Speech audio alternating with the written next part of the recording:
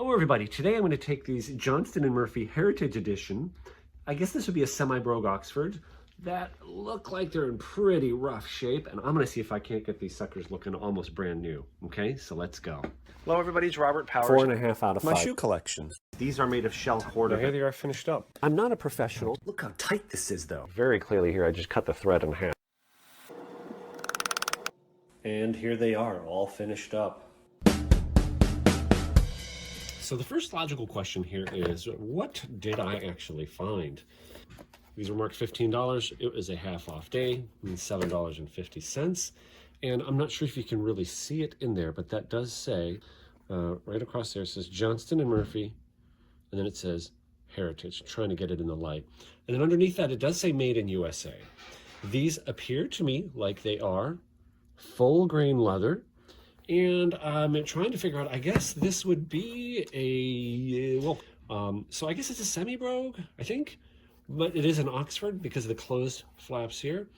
This is kind of a little bit unusual because you have the broguing here and a little bit here, but you know, nowhere else. Like if you see, I will compare this to, this would be a regular cap toe Oxford. You see the cap on the toe, and we see no broguing, no holes. Everything else being equal, that would be more formal. One step down in formality from there would be the quarter brogue. We see it's the same, except just now we have a line of broguing, those holes, along the cap toe. And here's an Allen Edmonds strand, okay, dusty. This would be considered, I guess, this is a semi-brogue. I think these are both semi-brogues, but do you see the difference? There's not nearly as much broguing. And then technically this with a wingtip design, which I'll go show you here. Like this would technically be a full brogue. You see the only difference between these two, other than the color, is that this one has the wingtip, this one has the cap toe. So I still believe this would still be called a semi-brogue. Who cares? Okay, now I looked at these and at first I noticed that line there and I said, they've had half soles put on, which is kind of a negative, but then I looked at them a little closer and I realized someone had a rubber protective half sole on here, I believe, and then removed them.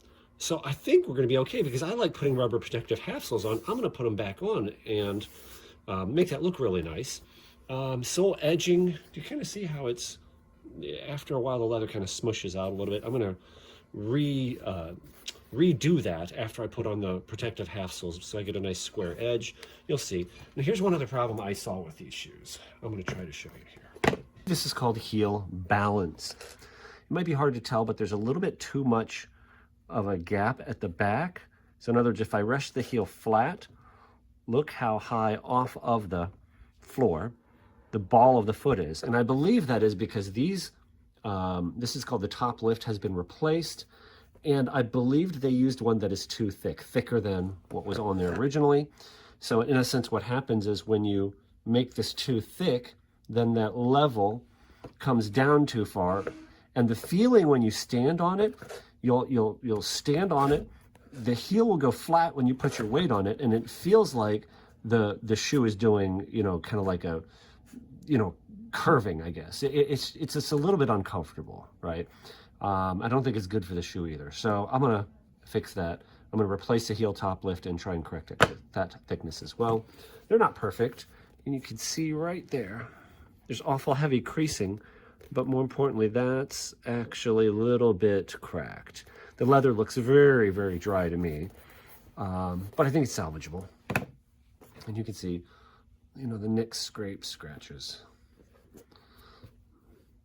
Scraped and scratched through almost to the leather there at the back. But I see no major catastrophic things like, you know, the soles are still intact.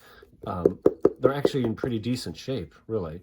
And I don't see any major cracks or tears. And you can even see there's a little bit of salt staining, very, very minor surface cracking there. And so I'm gonna go ahead and get started with this. I'm gonna go right to stripping these things with acetone. Acetone basically is about the most harsh chemical that you'd wanna use on shoes. It's not very good for it, so you do not use this other than if you're just trying to strip the color off of a shoe. And then you can basically dye it the way you want it. That cotton ball soaked up the entire contents. That's kind of crazy. Look at that. So this should take off all the wax on the shoe, off of the surface, and should pull off some of the color.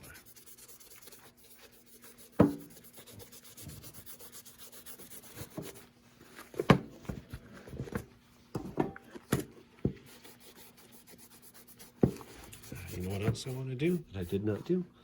Let me get some shoe trees.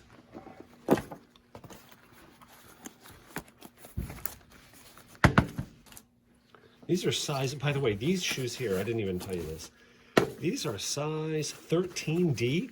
My ideal Allen Edmonds 65 last size, like a Strand or Park Avenue, would actually be 11.5 triple E. I do have some 12 triple E's, but this is a 13. So I have a couple pairs of shoes already that are a size 13, and sometimes I can make it work. It's a little bit long, but it actually fits surprisingly well. I mean, in other words, I'm not going to probably go shopping if I had my choice, my druthers, looking for a 13 to fit me. But like I said, I've thrifted a few pairs. I put them on, they fit, and so why not?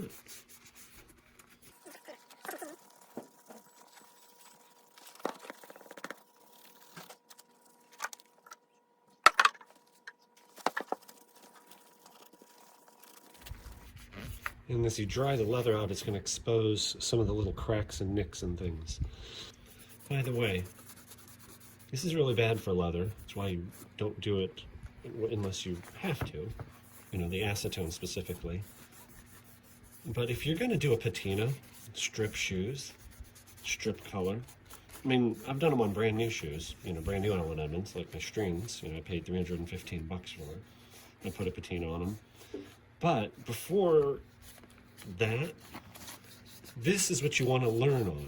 Find yourself a pair of $7.50 shoes that, you know, if you botch them up, you know, you aren't going to be, you know, really upset. Versus if you have a pair of $300, $600, $700, you know, I've had people on my channel, you know, viewers, like their first attempt at this is on a pair of $600 shoes, and I'm like, oh my gosh, you know, I wouldn't do that. Practice on something you're not afraid to lose. Now let's just look for a reference. They'll probably lighten up a little more as they dry, but you can see all the gloss is gone. And they did lighten up, and I could go a lot more, but I don't need to. I'm not trying to get all the color off. You get the idea though, right?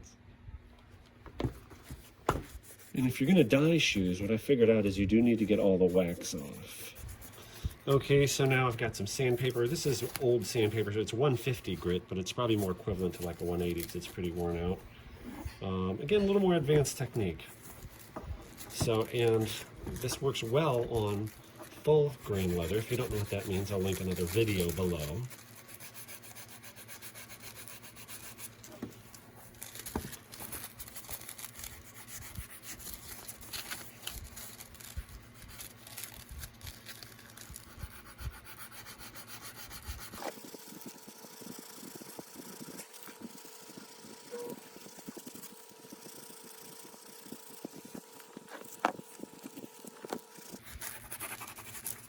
Now, of course, the acetone doesn't help the leather at all. It helps it probably exposes the cracks more. I don't think it necessarily makes them worse, but when leather dries up, it kind of pulls back. They are a little worse than I thought.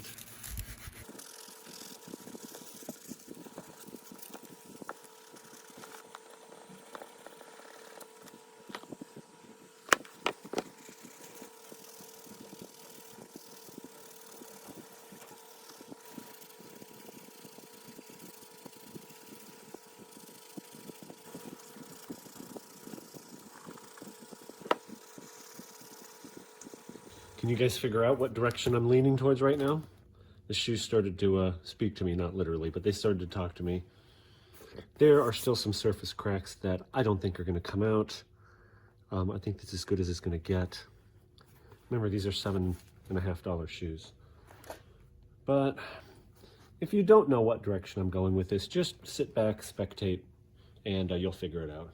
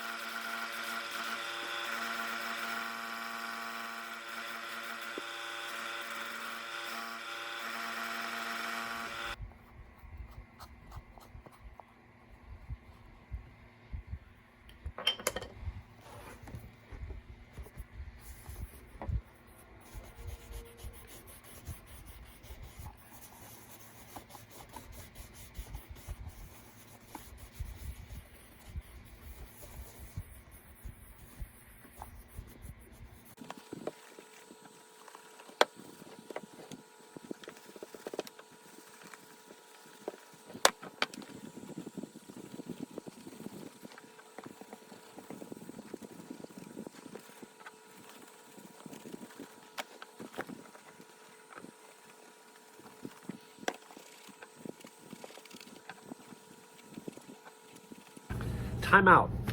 I recorded this video in March of 2021, which is a year and a half ago right now. So at first I was leaning towards doing kind of a marbled patina. During the stripping process, I kind of changed my mind and thought, you'll see here a little bit later, you can see my mind went towards Spectator.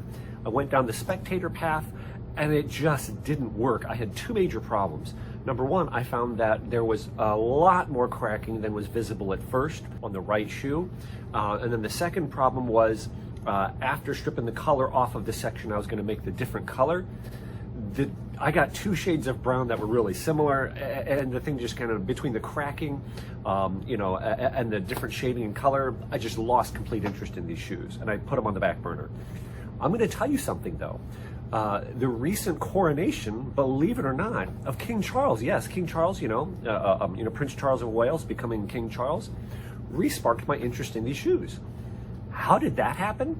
Well, some old pictures came up. Now, I searched all over the internet for, copyright-free images, can't find them, so I'm actually going to put in a picture here. But, long story short, if you've read anything about Prince Charles / King Charles, he's famous for hanging on to his clothes for a long time. He has a pair of oxblood burgundy-colored full-brogue Oxfords that he's been wearing since 1971. A pair of black, but the more famous ones are the black John Lobb cap-toe Oxfords. And again, can't show you the actual picture, but go to Google search or DuckDuckGo search and look up Prince Charles Shoes Getty Images, Getty images. Prince Charles Shoes Getty Images. You'll see a nice close-up shot. It's got a beautiful mirror-shined cap toe. Then the vamp of the shoe is completely crazed. You can see the cracks all over the place, and there are 3 patches on his right shoe. You can actually see circular patches that were stitched over top, completely visible, right? This just changed my view on these shoes. I thought, that's kind of a cool thing. That is like another step beyond patina, right? You'll see hot rodders do this, where they put new chrome bumpers on, 18-inch or 22-inch wheels, beautiful, wheels, hot engine, transmission, rear end, suspension, and they'll leave the paint alone, like crazed and cracked. So this spurred my interest, or I should say re-spurred my interest in finishing up these shoes. So you're going to see the path change a couple times here along the way. I hope that makes sense. Okay, so let's get back to it.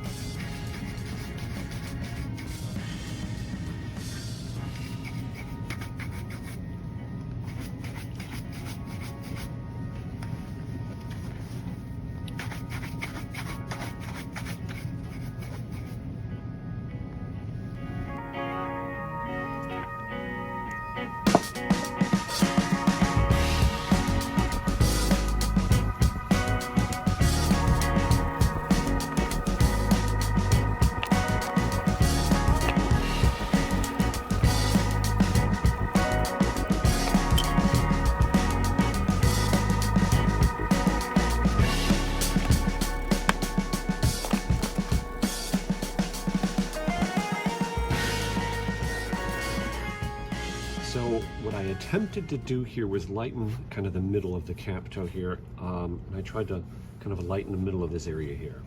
I'll put a link in the description, you know, that area as well. I'll link my last video where I put a patina, what I call a reverse patina, on a pair of Allen Edmonds woven derbies. And remember, as I said earlier, I did these shoes a while ago, you know, whatever it was, you know, about a year ago or so, and I wasn't very good at this stuff yet. So I'm really trying to correct something when I have more knowledge, if you know what I'm saying. I know I feel like I really did a crappy job on the dye job. I just made it all one blanket color. So I'm going to put some neutral cream polish here. I need to kind of rehydrate that leather a little bit. I see when we're done here, then I'll put a mirror shine if we do have any color differentiation. I don't think you can make it look worse. You can only help and make it better. So for this, neutral, pure polish, my favorite stuff. I didn't put the lid on the Renovator, or Renomat. I didn't put the lid back on the Renomat. All right, so this stuff, just use your finger. See, I knew it would darken it back up, because we're looking at dry leather there, where I put the Renomat on to try and strip the color, versus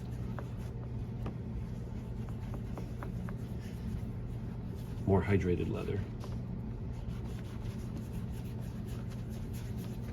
I think there is still a little bit of color differentiation. I can maybe highlight that a little bit more too when I do the mirror shine. We'll see.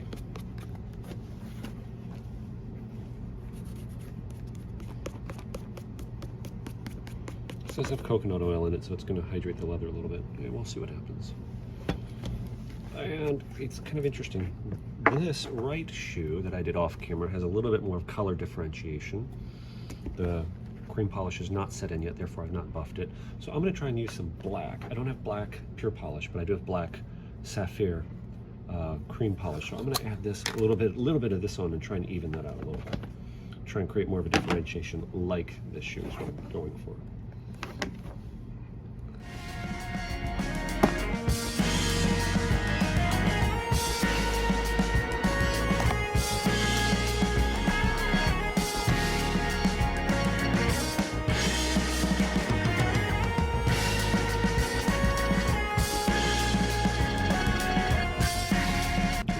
Closer. By the way, with this right shoe, I know I'm fighting kind of a losing battle. You see the leather here? This is the one that I heavily sanded, and you see the way it creases. The leather still just, even though I've hydrated it a couple times, still, I'm really trying to save something that's deteriorating is what I'm doing, but I'm gonna try and hydrate it one more time. This is Lexol Neat's Foot Leather Dressing. The reason I'm using this, it's very thin, and I learned this from one of my followers, one of my viewers. The thinner stuff, I think, does penetrate into the leather deeper. So I'm going to do both of these with this Lexol, hoping that it's going to penetrate into the leather more and, you know, just help deep condition this leather. And you'll see, it really comes out like water. It's pretty interesting stuff.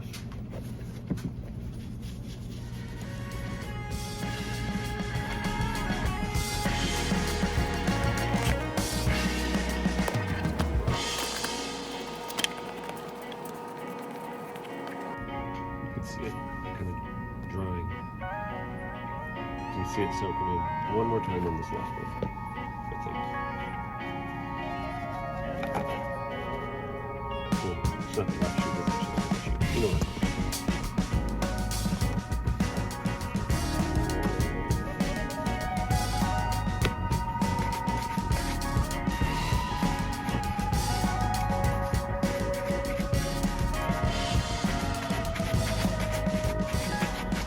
Mirror shine.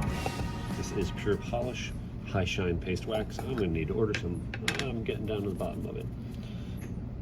I've got a whole video, two-part video interview series with Andy Vaughn, the owner of the company. He makes this stuff in Bend, Oregon, United States. It's not as temperature stable, I guess, as some of the other stuff. Has lots of additives in it. That's the one downside to it. But you learn how to use it. It's awesome stuff. Basic technique he taught me was take it and, like, I'm going to go across the cap really load it up. Remember, there's nothing on, no wax on this. So I'm going to basically like go across. Like cutting, no, not like cutting grass, whatever. But I'm going to go across first. I'm going front to back there just to get it in the, down in the weld.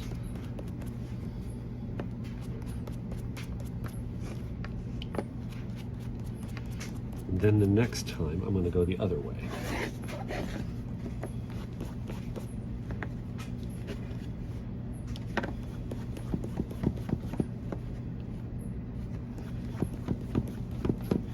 Coconut oil, I think, is the part that solidifies. I think he said something like 80°F. It starts to liquefy. So you try to grab from the same spot.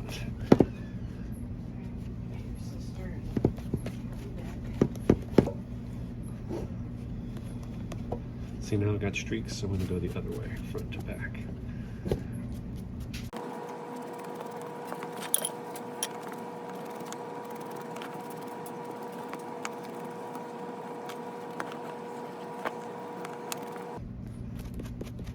Oops, that's globby.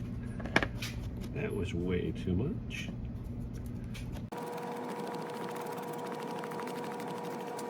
See, now back and forth. Now back the other way.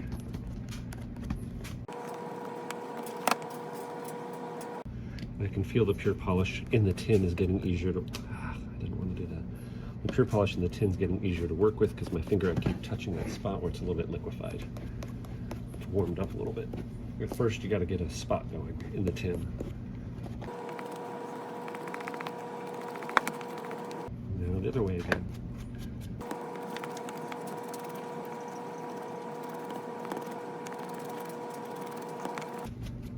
Let that one sit and I'll do the other shoe off camera. So back to the first shoe. It's been, I don't know, however long it took me to do this one. It, you know, I spent doing that one. And now let me get my polishing cloth.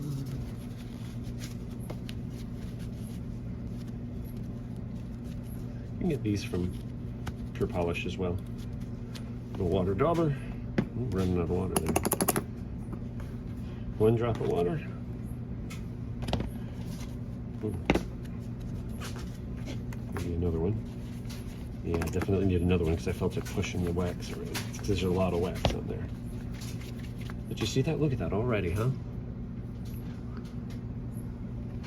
It's not a true mirror shine yet, but we got the beginnings of one. You can use more water in this early stage. You got to be really careful though not to get the leather wet. Okay? I think that needs to wait a little more. We're already getting there, but I'm using light pressure right now, not heavy pressure. I think it needs to dry a little more, so I'm gonna let that, but look at that. I did not put any more wax on this off camera than you saw.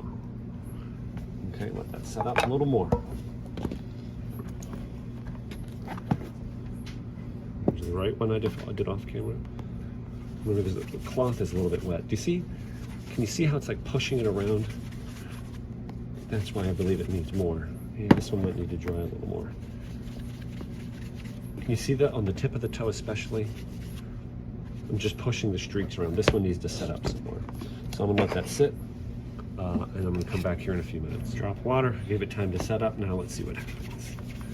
Ah, there we go. I don't know if you can tell. Man, it's still little. You're trying to get the wax to smooth over, not push around like silicone grease. It pushes around feeling like there was silicone grease. See, like right there it did it. You know, it hasn't solidified enough. Okay, so we're getting there. We'll let that set up some more. That actually doesn't have too bad depth. See how that little bit of difference in color gives it some depth.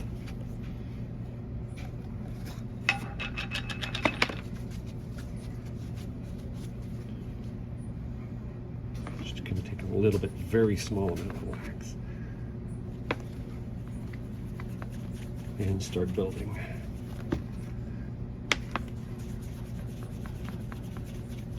Ah, what's that?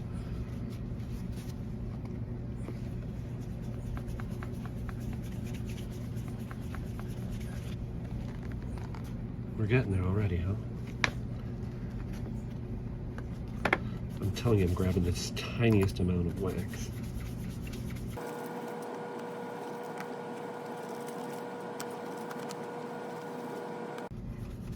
What I'm doing when I'm grabbing wax, like I'm taking from this spot right there, just putting my finger on it and rotating it a fraction of an inch. That's it.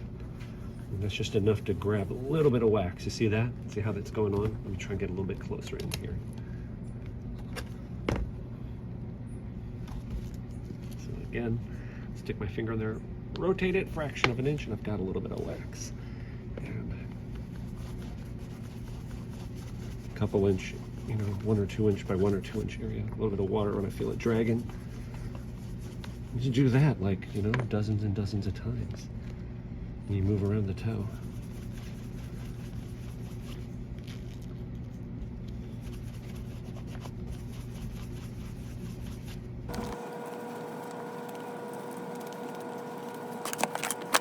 Half the battle, I think, is just getting comfortable.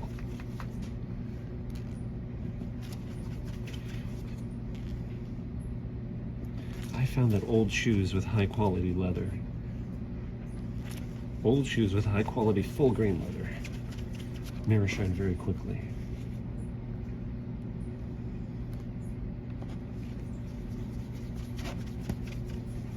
I mean, we're getting a decent mirror shine already.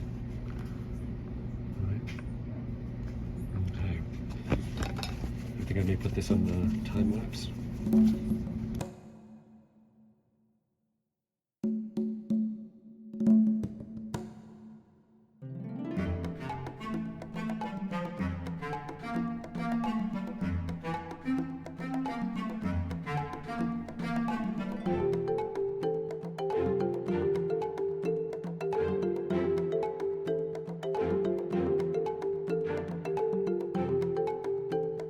Here's where I'm at with the left shoe. You can see the reflection over there of the lamp.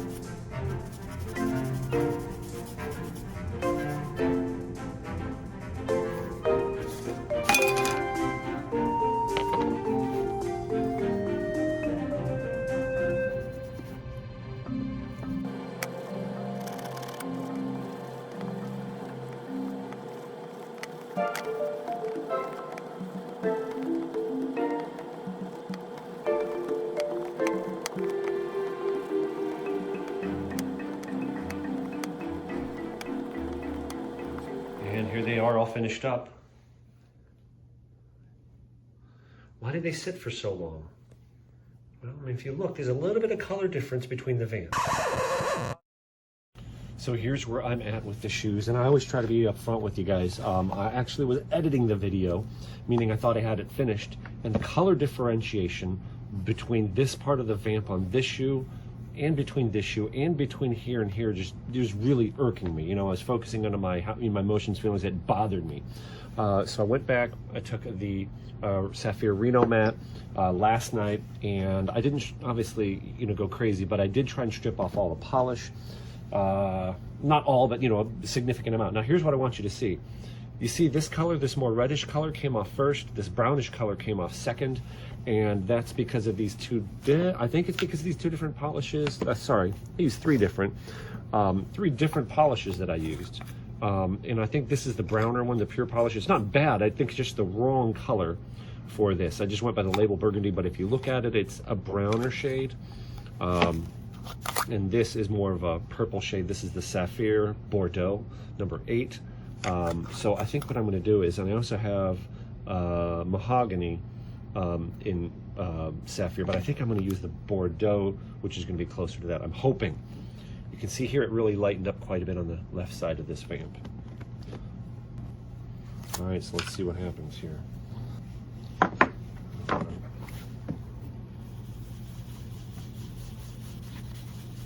Yeah, I think that's going to work. Like I said, the color just bothered me too much. So remember, at first, what I was really going for when I stripped, you see back in the video, it says, hey, you guys, know what I'm thinking. I think I was thinking like a Spectator. The problem was the color just didn't work for that, you know what I'm saying? Color came out two different shades, similar shades of brown. Weren't similar enough to match, weren't dissimilar enough to make a Spectator, so it just came out looking awful. Not awful, but just, it wasn't awful, it was just not up to my standards anyway. So, I'll speed it up here.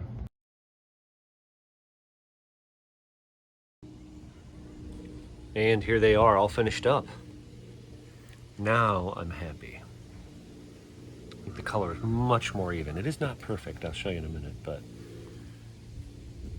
I think I'm going to, maybe somebody else has already coined it, but I'm going to coin this look the King Charles. The mirror shine cap toe with some crazing, cracking, or aging on the vamps. And I know right now you're thinking, hey, they're not really crazy, they look pretty good, but I'll show you here. Let me take the shoe tree out of this one. The leather still has a odd character on this right side. Watch when I bend it. You see how kind of it's wrinkles pretty severely, but anyway, we're gonna call that character. I like it. And I'm really happy with the way the mirror shine came out. Mirror shine looks really good, I think. Can you see me?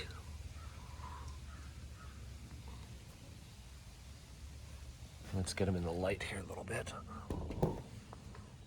And here they are in some light. You see how the light, what that does to the depth of the color there? There's a little bit of a differentiation in color across the cap toes. I think it's nice. Not too shabby, huh? I'll show you the bottoms.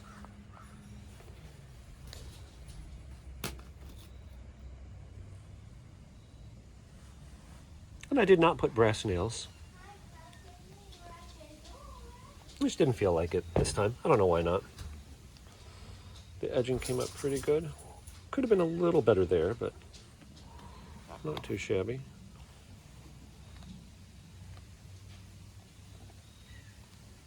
And I left that edge of that heel kind of a more natural color too. I don't know why, just thought it looked cool. Okay, thank you so much for watching, guys, and please click that little like button, the thumbs up, if you did like this video. And if you consider the smell of a brand new pair of full grain aniline leather shoes an aphrodisiac, you may want to also consider subscribing to my channel. I generally try to release a video, not quite every week, but I will release them all on Fridays at 5 p.m. Eastern Standard Time. Thank you so much for watching, guys. God bless.